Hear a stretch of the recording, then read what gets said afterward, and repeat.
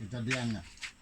Sebatang besi ini kita project dia, jadikan bentuk berbeza. Oke, caranya macam ni.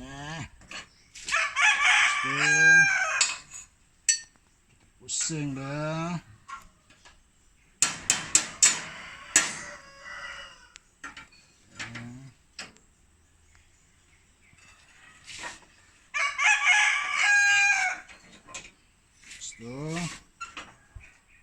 Buat macam ni.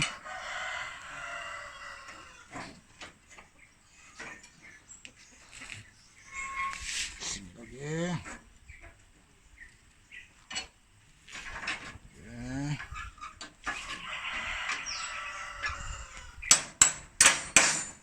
Otomatik kau jangan lawan Kulai pandai dia otomatik.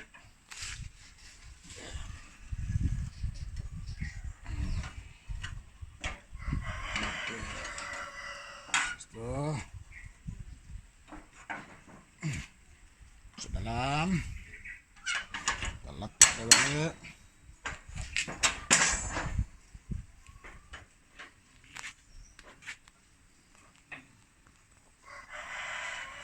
Oke, maka siaplah ring.